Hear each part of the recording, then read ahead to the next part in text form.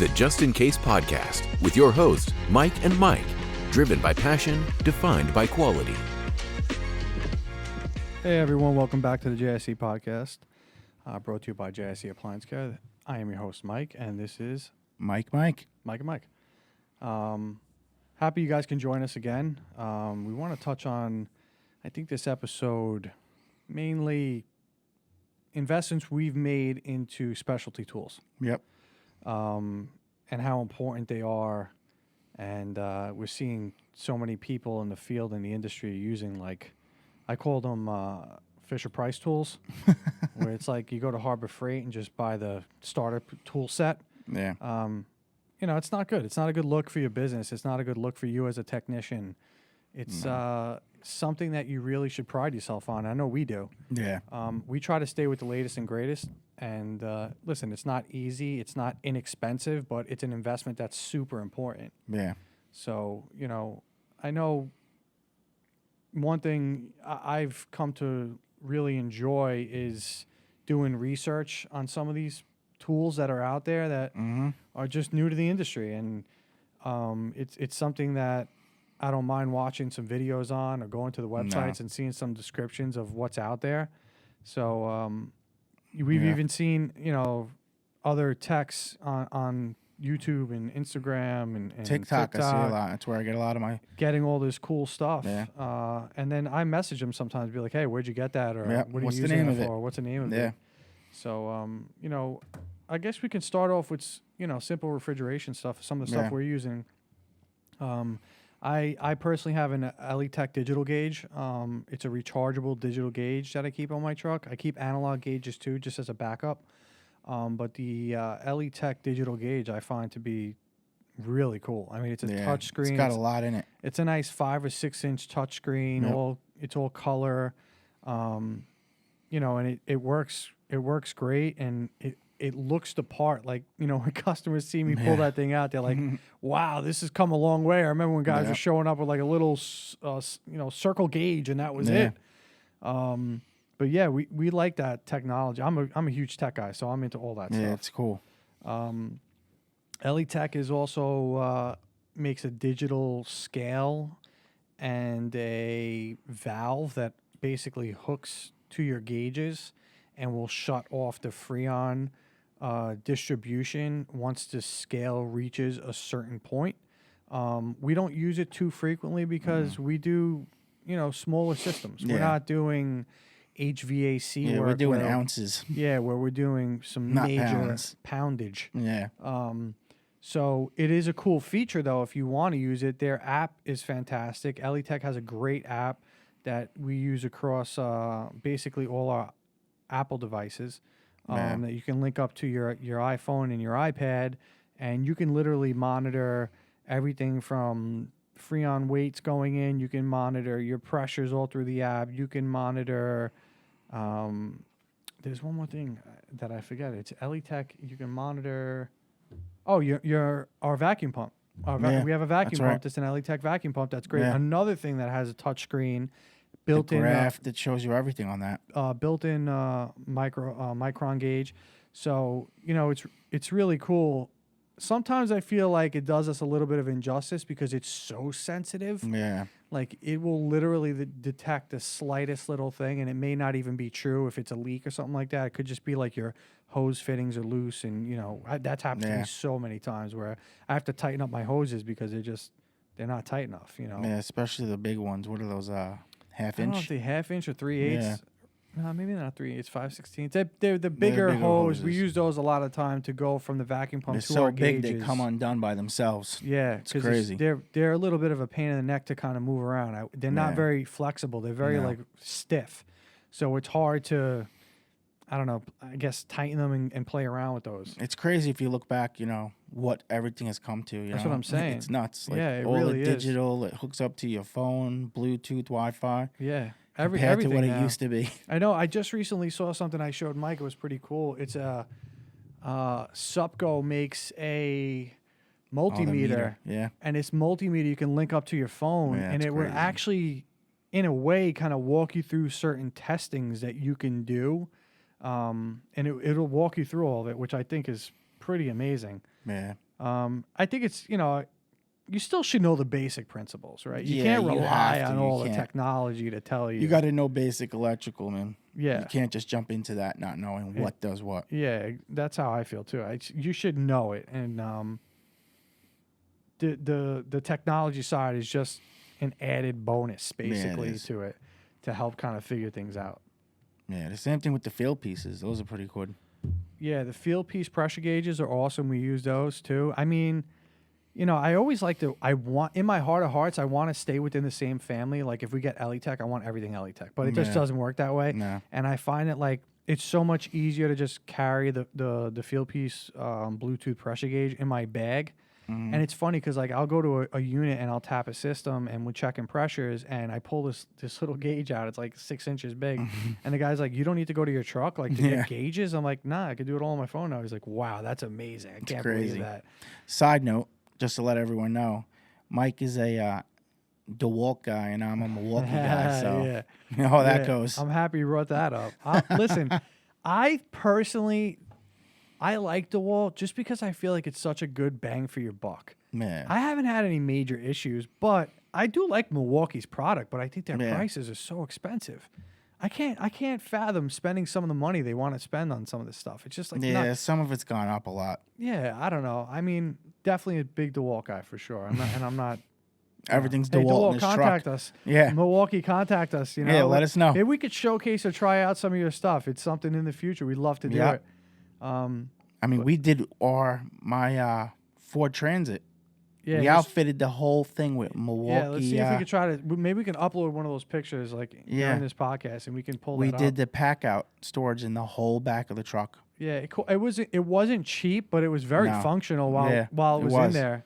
It kept everything neat in all the drawers, and they came up with so much stuff now. I mean, you could do so much. Yeah, I feel like every time I just go to their website, there's they got newer new stuff. Yeah, DeWalt too. DeWalt came out with a whole new line of stuff too. It's definitely I think more comparable to the Milwaukee type of pack out stuff. Yeah.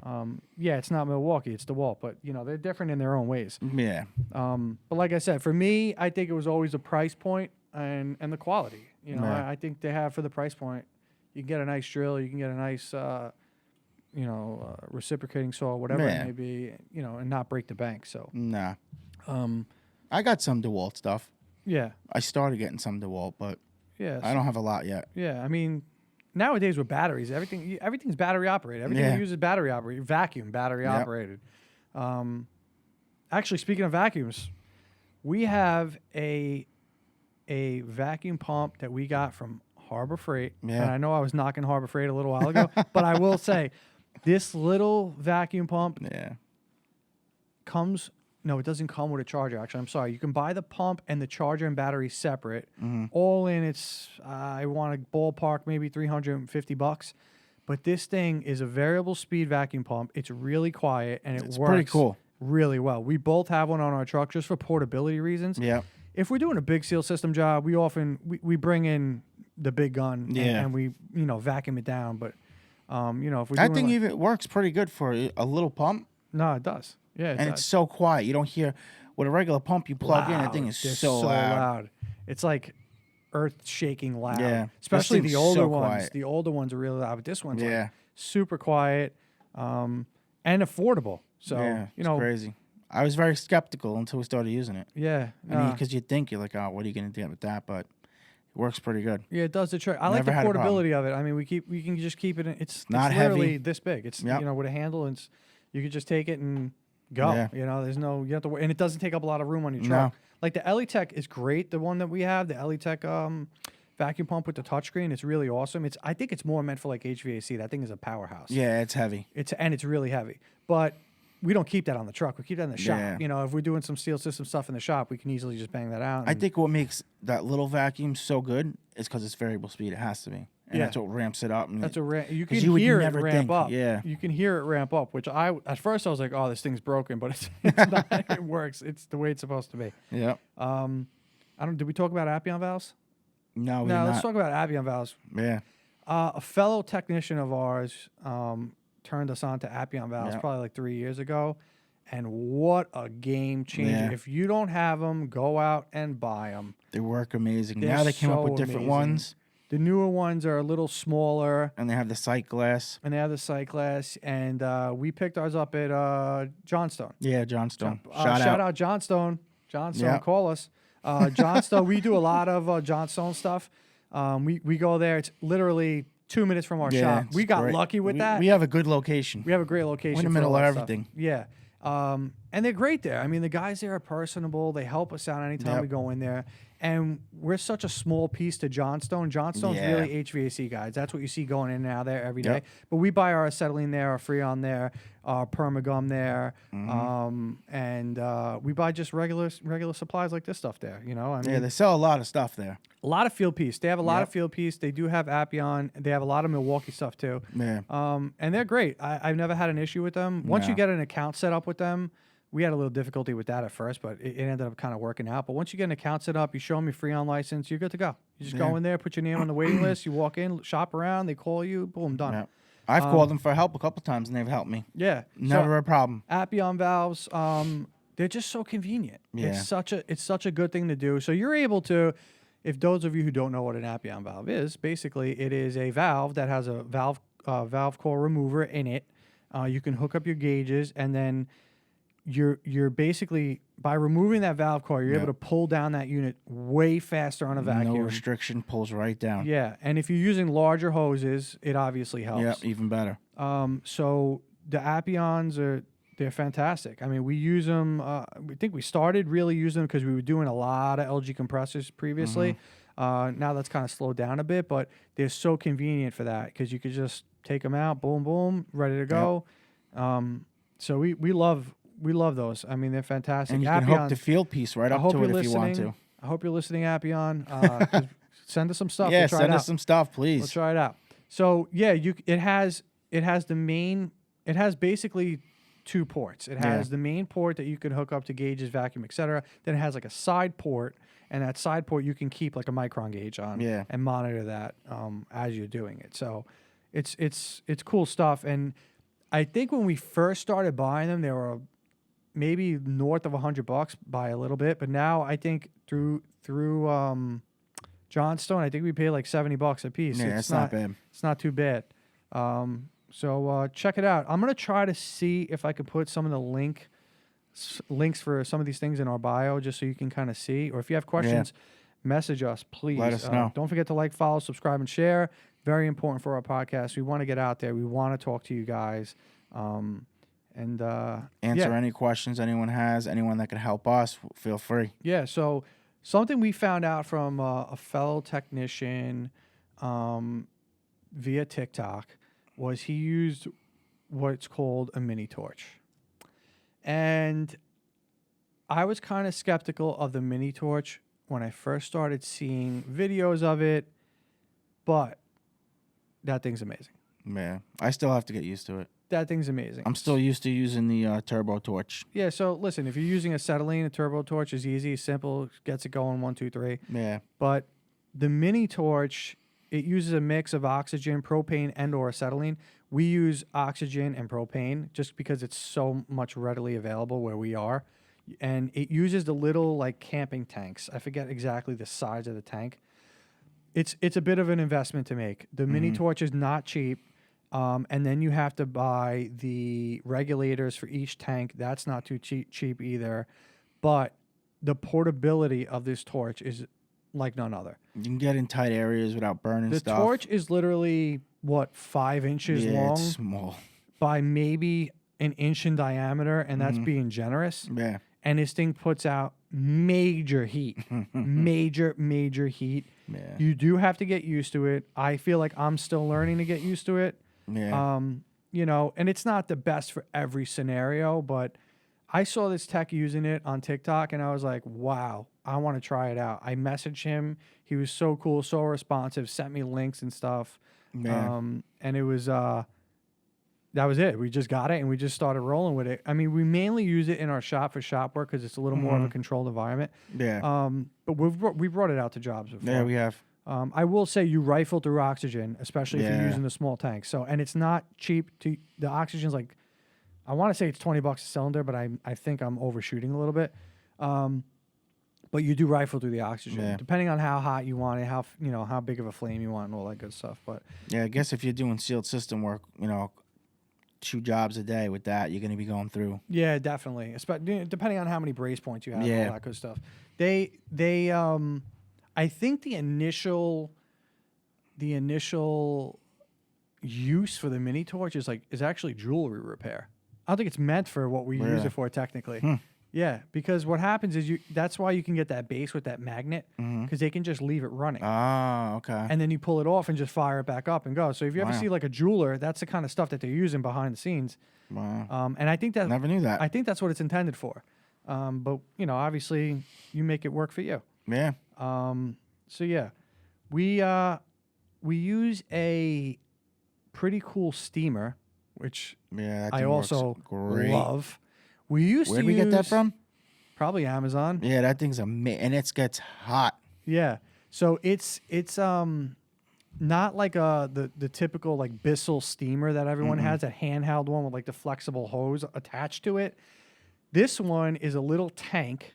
You fill up the little tank. It has a nice long, maybe 5-foot hose with a nice, stainless steel like a end wand on it, wand basically, and you fill up the tank, you fire this thing up, and I'm telling you, within 40 seconds, you got burning hot water coming out of the sucker. You can control the temperature. There's a dial on there. You can control the temperature of it. Yep. I use it a lot, and it eats through ice. Yeah. I remember having to hold that Bissell full of water with the wand, and like, you're there 20, 30 minutes steaming this out. Your arm is actually like hurting from holding it. That thing, at least you could leave the tank on the counter on the floor and bring it over. Yeah. But do not touch the wand. Yeah, it gets super hot. It will melt your skin right off your it's hand. crazy how hot that thing gets. But, obviously, anytime you're using steam, be careful. Just, try not to put it right up against plastic. And, we use it to defrost stuff all the time. And I don't think anyone uses heat guns anymore. No, please don't. I'm not a fan of heat guns.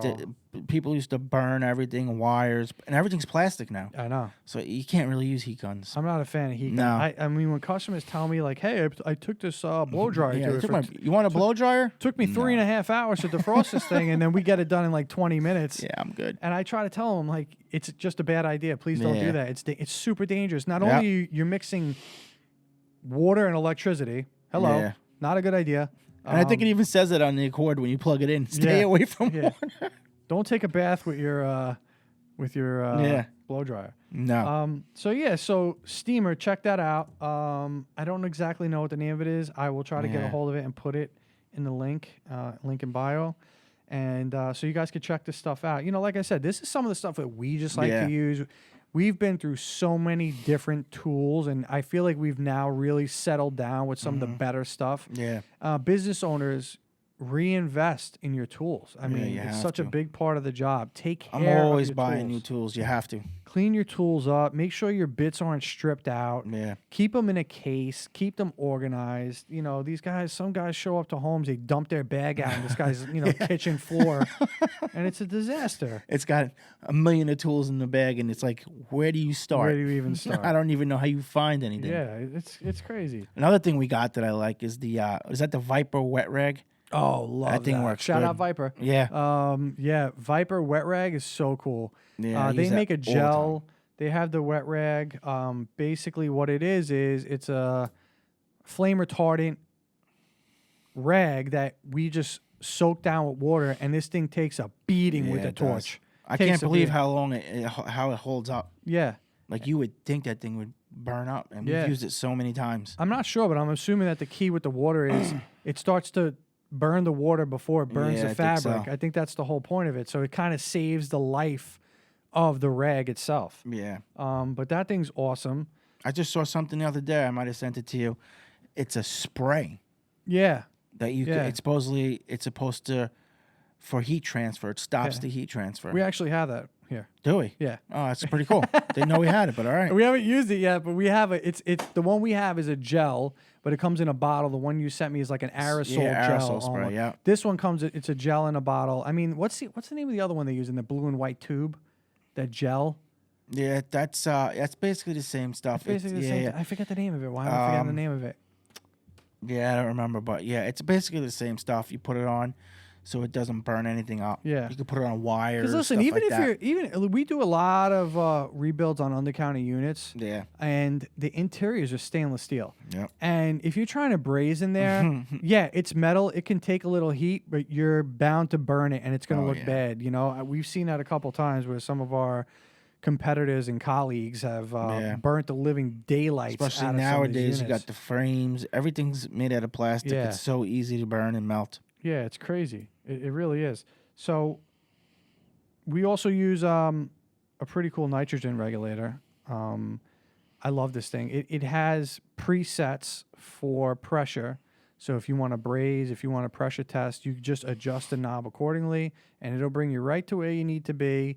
And it's nice and big, and you can view it well. It can take a beating. Some of these nitrogen regulators we've had in the past are very chintzy. Yeah. I don't know why they don't make nicer ones, but this is the better option that's out there. And like I said, we'll get all the details and we'll put it in the description, and you guys can check all this stuff out at your leisure. Let us know what you guys use too. We don't get any kickbacks for any of this. We're just telling you guys, stuff that we use and whatever. See how it goes. Works good for us. I know this is going to be a big point of contention, this particular topic.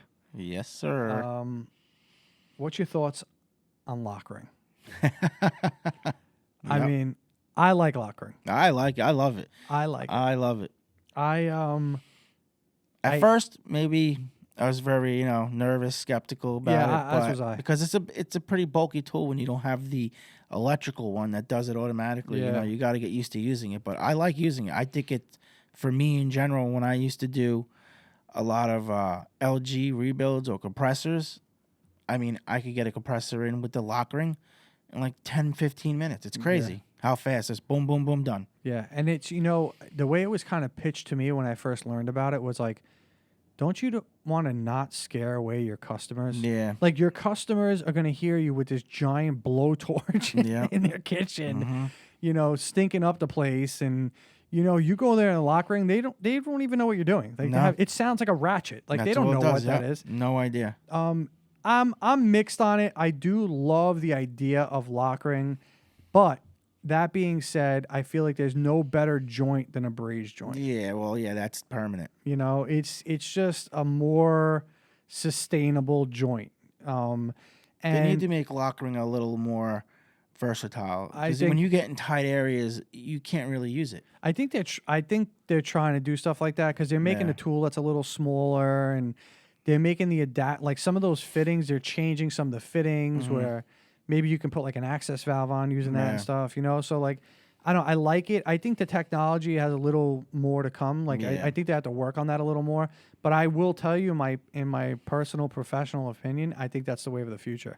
I think it's brazing's gonna go away. Look at ProPress for plumbing. Exactly. It's the same principles of ProPress if you think about it. And ProPress, I mean, they're doing ProPress everywhere. No, they're doing 5-inch ProPresses on plumbing now. It's insane. No, so all that stuff's going to be out the window, I'm telling you. Yeah. There's going to be no more brazing. It's going to be all lock ring. Yeah, I think that's going to be the case. And listen, a lot of companies, manufacturers they're starting to do it. That's all they want you to use. Especially when you go on copper to stainless, obviously the lock ring is so much easier than brazing with that flux and all that and silver solder. Yeah. I still can't get that down good. Yeah, it's definitely an art. Yeah. It's an art. It has to do with the heat. Yeah, the heat, I mean, we've seen... Can't be too hot. We've tried to learn so many times how to do it like the best. And there's still things, like we always say, we're still learning. Yep. We're learning every day. So we practice on some of this stuff. We practice and try to figure out how to use the heat to draw in the solder on the joint and stuff like that. And, it's not like we're brazing every day. Like if you're a plumber, let's say, or HVAC guy, you're basically brazing on the regular. We're not doing that frequently. So I love the lock ring. I mean... I love it. I think it's going to be around for a long time, and I think there's so much more to come. Especially with the new Freons and everything. Well, I think that's where the big push came in. Yeah. With the hydrocarbon Freon and the flammable Freons, they don't want you anywhere near that thing with a torch. They don't want torches, nothing that can give off a spark. There are a lot of rules for it for the right reasons. Yeah. I mean, I don't think you're going to blow a house up, but, just be careful. Yep. Make sure you have a fire extinguisher nearby. Make sure you have ventilation, a fan. This is all stuff that if we're doing hydrocarbon work or any flammable freon work, we try to follow and do it to the best of our ability. Safety's paramount. You're in someone's home. Yeah, exactly. So not only do you not want to get hurt, but you don't want to, No. blow this guy's fridge up in his kitchen. It's not a good look. So yeah, I think lock ring's going to be here to stay. Which is cool. It's cool. It is. More people will get used to it as time goes on. The more you use it, the easier it becomes, and the more you realize how easy it is and how fast you can get a job done. Yeah, exactly.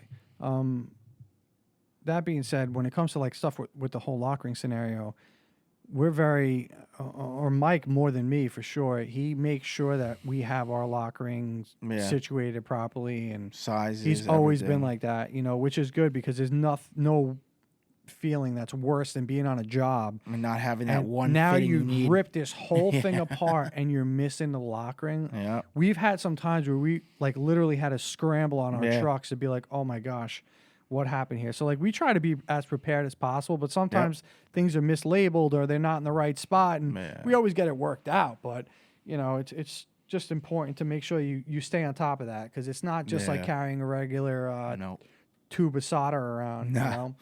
So let's talk about some of the specialty stuff we use for like moving appliances. So we mainly, our business is mainly in the appliance repair section of appliances, if you will.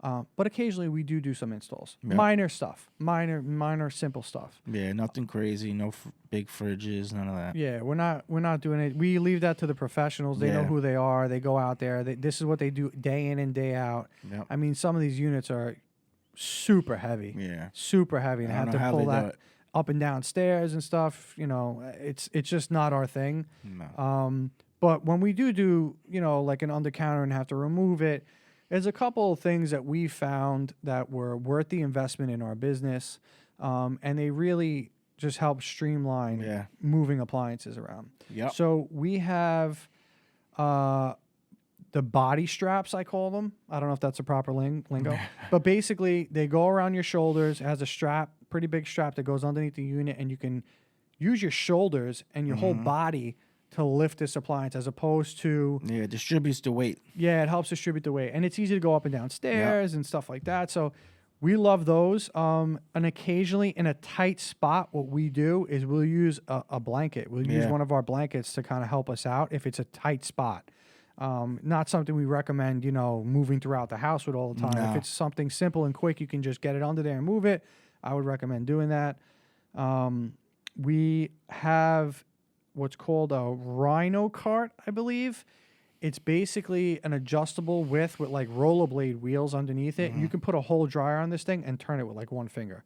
Really cool. We don't use it as much as we should, to be quite honest. And that's another tool that we have in the arsenal. We have in our shop, it's basically a crank lift / dolly / stacker. We'll try to post a picture so you guys can see, during the podcast. We'll try to have it post up on there, and so you can check it out. But we've gotten so many compliments. Even like we are in a pretty big building with like 11 or 12 units with all tradespeople here, and they see us pull this thing out in the parking lot, and they're like, "What is that?" Yeah, and it's so simple. Great. It's a hand crank. It doesn't take any major muscles to move this thing. No. And you can bring it up, pull a unit right out of your truck, throw it on there with one slides swift right move, in. Slides right in, and just bring it in the shop. To the shop, put it right on the table, goes right down. That's not something we really take to customers' homes. That's really more of a shop thing that we use. Yeah. And it's fantastic. To circle back on in-the-home stuff that we use, we have, I think it might be Rhino also, but it's airbags. Basically, they're hand pump airbags. To get underneath stuff. Yep, and it helps us exponentially when leveling out a unit. Yeah.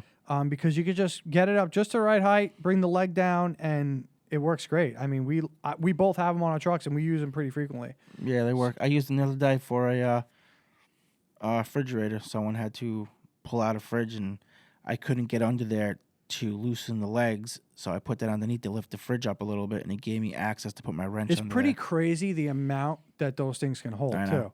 too. And they come in different sizes, so depending on the area that you need to get into, you can get a longer one, you can get a shorter one, or You know, you can get it right to the spot where you need to get it. Yeah. A couple of hand pumps, and this thing, 1, 2, 3. That's it. it works out like a gem every time. You know, of course, we have a regular appliance dolly if it's needed. You know, we've had to tip units before and change out legs and all that. And let me not forget to touch on the air sled. Yeah. Huge advocates of the air sled. We mentioned this previously. We both have one on our trucks. And, you know, anytime we whip that thing out, we captivate the audience. The customers are like, what is that? Yeah, more people need to start using that, I think. Yeah, even it's a me little in general, pricey. I mean, it's not cheap, but Yeah. it's pretty cool how it works and what you can do. I have seen recently, I think they came out with a new air sled that's a little more affordable. Mm-hmm. Basically, what you're doing is you hook if you have a shop vac, Yeah. you can hook your shop vac up to it and use that as the Really? air portion. So now I mean, when you you're think buying about it, it, you're yeah. just buying the bags and the hoses, and then you hook it up to a shop vac. That's it. And you're just ready to go. That's The only pretty difference cool. is that's not going to be variable speed. No. The variable speed ones are a little cool because you can kind of Yeah, you control adjust it. how Yeah. it moves. So that's a nice feature of those. And I don't think they're being used enough. And you know why? Because it's a big investment. So we always talk It about is. that. We make big investments here. We want to just constantly reinvest in our business to have the latest and greatest. Yeah. And I understand if some people can't do Yeah, that, it's but not make easy. try to make it your goal to do that. Like some of the stuff we're talking about here, it's not cheap. No. It's not cheap. But over the years, we have saved up and purchased it and just did it right in my eyes. And we're willing to help anyone out that needs help trying to find the best deals on some of this stuff. And maybe we can tell you where we purchased it and, you know, what vendors to go to and what vendors to look at. And, you know, it's important. Yeah, it takes time, but I think you're only as good as your tools. yeah, exactly. You You gotta know? have. If you don't have the good tools, you know, you can't be. You know, you got to figure it out. But with the air sled and certain ranges, you know, these floors cost millions of dollars to do. You know, to repair. And I go to customers' homes and they'll show me like what the last servicer did. Scratched the floor, but he didn't put anything down, didn't protect it. Exactly. So they get real nervous, and you just want to make sure you do whatever you can do. What does Mistakes it really happen. take? What does it really take? It doesn't take that much Exactly. more energy. I mean, you No. run out to your truck, you get another piece of protection to put down on the floor, whatever it is, and Exactly. it's so important to avoid the liability aspect. I it's mean, not in this worth it. business, believe it or not, there's a decent amount of liability. You're There in is. people's homes performing the every service, day. and I don't think enough people look at that side of it. No. I don't think customers look at that No, side they of it. To don't. be quite honest, I don't think they see the overhead of what it costs for No. that insurance and Nope. why your prices are what they are. Yep. So, you know, it's not cheap. You know, No. these things aren't cheap, but do it right. Get it done, you know, the first time the right way, and you won't have to Yeah. worry about any of this Make stuff. that good impression. Don't Make the make a bad investment. impression, and make Yeah. a good investment in your tools. Exactly. So I think That's what gonna, you need. I think that's gonna wrap it up for today. I Yeah. mean, don't forget to like, follow, subscribe, and share. Yep. Please hit us up. Any questions, we'll be sure to help you out. And we want to make everyone better, and we want to get better. So Yep. Milwaukee. Hit us up. that Need some being tools. said, we'll see you on the next one, guys. See you later, guys. Thank you for watching the Just In Case podcast. Don't forget to hit the like and subscribe button.